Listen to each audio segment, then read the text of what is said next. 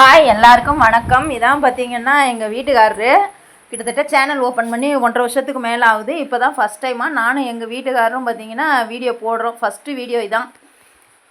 1.5 வருஷம் கழிச்சு இப்போ தான் பார்த்தீங்கன்னா சிங்கப்பூர்லேருந்து வந்திருக்காரு. மாயா கொஞ்சம் பால் கறந்து கொடு, பால்கார் வந்துட்டாருன்னு சொன்னது தான்.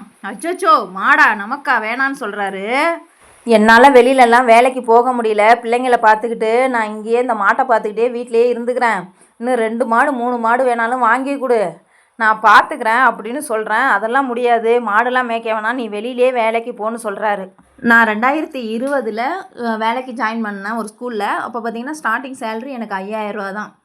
அப்படியே வருஷத்துக்கு 1000 இன்க்ரிமெண்ட் போட்டு இப்போ 2025 நான் 10,000 சேலரி வாங்கிக்கிட்டு இருக்கேன்.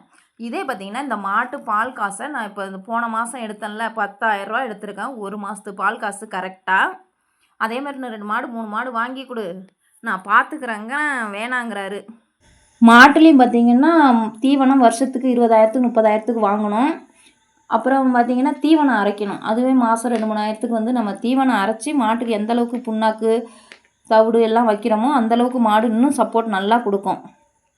இதுலேயும் கொஞ்சம் செலவு இருக்கா, சரி மாதம் 10,000 இதுலேயும் நமக்கு கிடைக்க போகிறதில்ல. ஏன்னா ஒரு மாதம் பால் கம்மியாகவும் ஒரு மாதம் அதிகமாகவும் ஒரு அப்புறம் செனை பிடிச்சிச்சின்னா சுத்தமாக பால் கறக்காது. அதையும் நம்ம யோசிக்கணும்.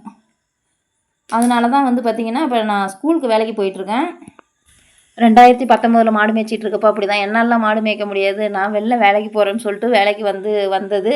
இப்போ என்னடானா என்னால் வெளில வேலைக்கு போக முடியல, எனக்கு மறுபடியும் மாடு வாங்கி கொடுன்னு சொல்கிற மாதிரி ஆயிடுச்சு. எது பெஸ்ட்டுன்னு யோசிச்சுட்டு இருக்கப்பே பார்த்திங்கன்னா 5 வருஷம் ஓடுது. மாடு தான் மேய்க்க போகலாமா, இல்லை திரும்ப ஸ்கூலுக்கே போகலாமா, இல்லை ஸ்கூலுக்கு போயிட்டு விட்டுட்டேன்னா நான் திரும்ப பார்த்திங்கன்னா என்னால் மாடு மேய்க்க முடியலன்னா நான் திரும்ப ஃபஸ்ட்டு ஸ்டார்டிங்கில் 5000 வரணும். எது பெஸ்ட்டுன்னு யோசிச்சுட்டே இருக்கேன். பார்க்க இந்த வருஷம் என்ன ஆகுதுன்னு சொல்லிவிட்டு எது பெஸ்ட்டுன்னு சொல்லி யாராவது கமெண்டில் சொல்லுங்கள். அப்புறம் எங்கள் ஜோடி பொருத்தம் எப்படி இருக்குன்னு சொல்லிவிட்டு கமெண்டில் சொல்லுங்கள்.